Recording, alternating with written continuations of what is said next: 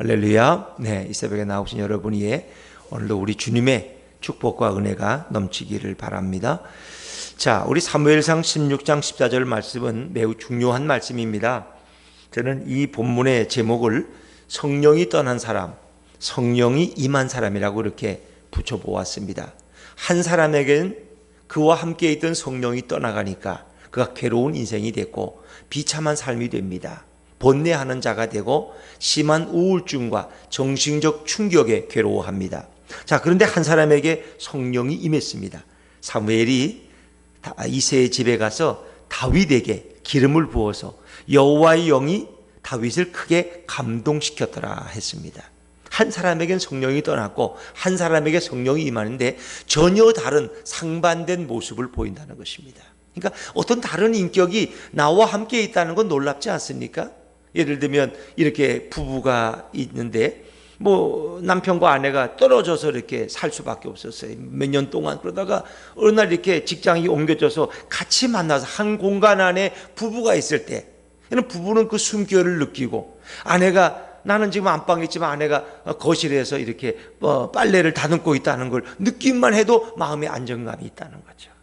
그러나 아내가 없는 고독한 밤을 그 수개월 동안을 보낸다면은 아무도 없는 적막한 밤이라는 건 당장 느끼잖아요.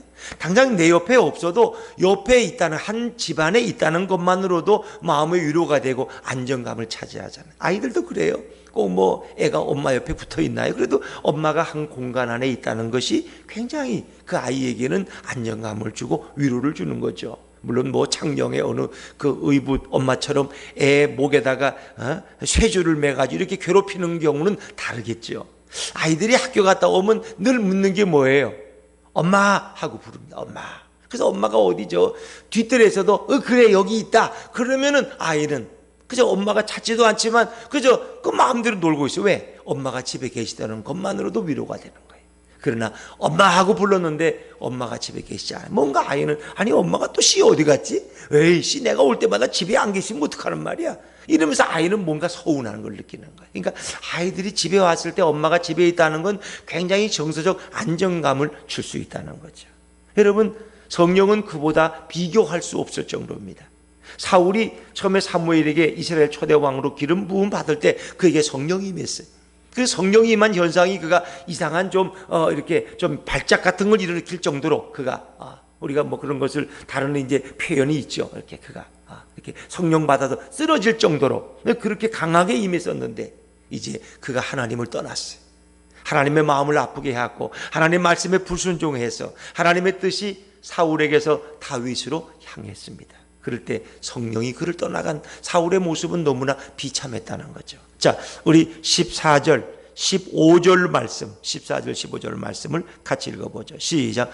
여호와의 영이 사울에게서 떠나고 여호와께서 부리시는 악령이 그를 번뇌하게 한지라. 사울의 신하들이 그에게 이르되 보소서 하나님께서 부리시는 악령이 왕을 번뇌하게 하온즉 그랬습니다. 이거는 사울의 신하들도 알아요. 하나님의 영이 이미 우리 사울 왕에서 떠났다는 걸 알아요. 그러니까 저가 고통 가운데 살아가는 거예요. 성령이 떠나면 그 빈자리를 악령이.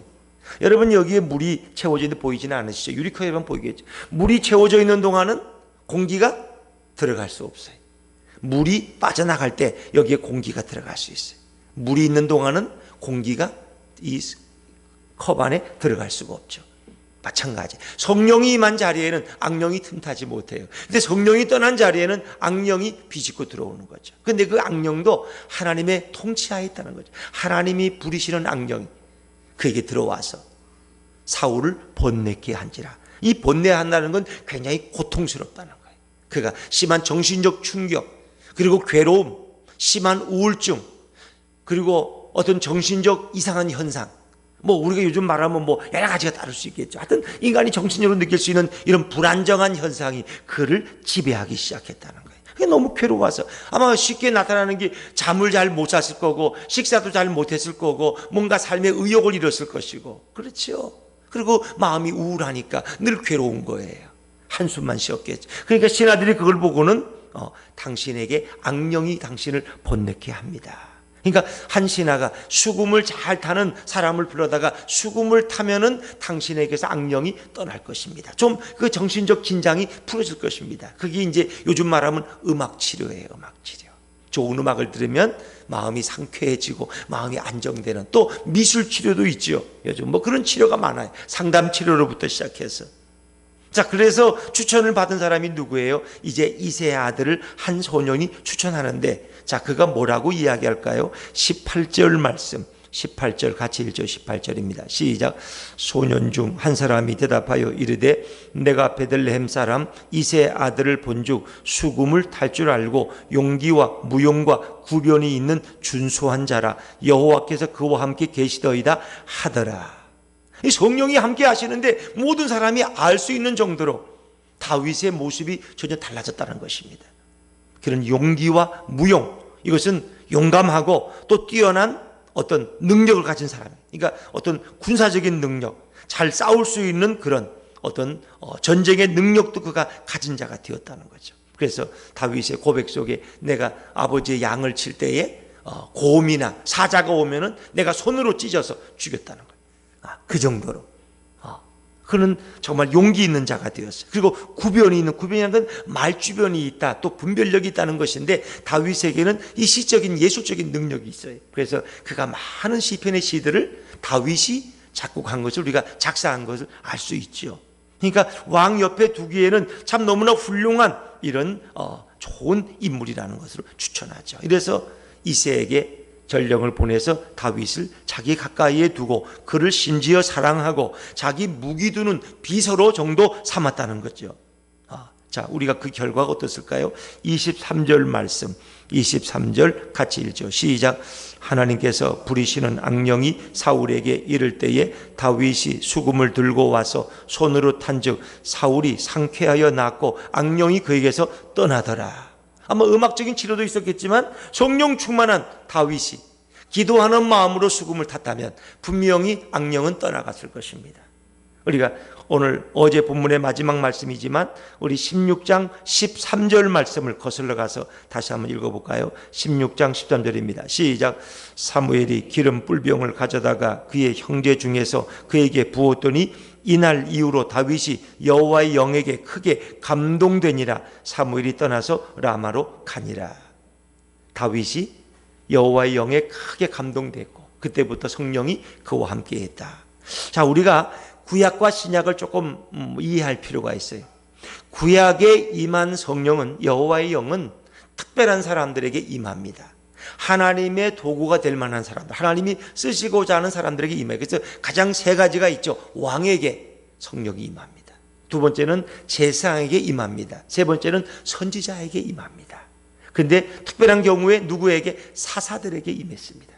기드온에게 성령이 임하고 삼손에게 하나님의 영이 임하니까 그가 큰 괴력을 갖게 돼서 1000명을 낙타 뼈 하나로 물리치기도 하고, 그렇죠? 그러니까 구약에서는 특별한 하나님이 쓰시고자 하는 사람들에게 필요할 때 성령이 임하고, 그리고 그가 범죄할 때 성령이 떠나가요. 그래서 엘리가 제사장으로서 성령이 임했지만 어떻게 했어요? 그가 결국 자식들을 잘 가르치지 못하고 그 나라가 어려움에 빠지고 복궤를 빼앗기고 이럴 때 여호와의 영이 그 엘리의 가문에서 떠나는 거예요. 우리는 그걸 이가봇이라 그래요. 하나님의 영광이 떠났다. 그것은 성령이 떠났다는 말과 같은 말이에요. 그러니까 결국은 그 가문은 패가망신한 가문이 돼서 다 멸족당하잖아요, 여러분. 그러니까 다윗은 지금 이제 성령이 함께하니까 막 힘차게 일어나는 태양과 같은 것이고, 사울의 인생은 그때부터 쇠퇴하기 시작하는 거예요. 뭐 성령이 떠났다 갑자기 바보가 되는 건 아니에요. 왕의 자리는 지키고 있지만 그는 하나님이 함께하지 않으므로 계속 바둑을 둘 때 악수를 두어서 결국 자기의 인생이 비참한 종말로 이끌어가는 거예요. 여호와의 영이 임한다는 건 이렇게 중요한 거예요. 여호와의 영이 임했다는 건 오늘날로 말하면 예수님이 나와 함께 계시다는 거예요. 성령은 하나님의 영이고 예수의 영이에요. 예수님께서 떠나면서 내가 성령을 너에게 보낸다 그랬어요. 그 성령이 오시면 너희가 영원토록 함께 할 것이다. 우리는 그것을 성령의 내주라 그럽니다. 구약에서는 필요할 때 보내시고 그가 범죄하면 하나님은 그 성령을 걷어가셨어요. 근데 신약의 성령은 오순절 성령 사건이 사도행전 2장에 오순절 성령 강림 이후에는 이들에게 임한 성령은 떠나지 아니하고 영원히 우리와 함께 계신 줄로 믿습니다. 그게 다른 거예요. 구약과 신약의 차이가 거기 있는 거예요. 오늘 우리에게 임한 성령은 우리에게 떠나지 않아요. 우리가 때로 범죄할 때에도, 우리가 거역의 길을 갈지라도 그 성령은 탄식하시며 우리를 위해 기도하신다는 겁니다. 또 오시면 떠나지 아니하는 성령의 약속이 있습니다. 자, 그러나 구약에서는 너무나 분명하게 드러나는 거죠. 성령이 떠난 사람과 성령이 임한 사람은 극명하게 차이가 나요. 지금까지 사울왕은 전쟁 치르면서 별로 겁을 내지 않았어. 왜? 그가 때로는 거역하고 불순종해도 하나님의 영이 그와 함께 있었기 때문에. 그런데 오늘 사울의 모습을 보세요. 골리앗이라는 블레셋 전사가 와서 나와 누구든지 1대1로 싸우자, 왕이든 장수이든 나와라. 근데 그의 사울왕의 사촌인 아브넬 장군이 감히 나가질 못하잖아요. 왜? 골리앗이 너무 거대하니까 자기하고는 싸움이 안 되는 거예요. 사울왕도 나서지를 못해요. 그러니까 온 백성과 사울이 두려워에 빠져. 여호와의 영이 떠난 그는 세상 사는 게 두려워요. 내일이 어떻게 될지 모르겠어요. 이게 하필 늘 두려워서 뭔가 좀 안전장치가 없으면 늘 불안해요. 불안해. 마치 우리가 어디 출타할 때 지갑에 카드는 있어도 현금이 없으면 늘 불안하게 느끼듯이 이 사울의 삶에는 늘 불안하게 따라오는 거예요. 자, 우리 11절 말씀을 한 번 더 읽어볼까요? 11절입니다. 시작.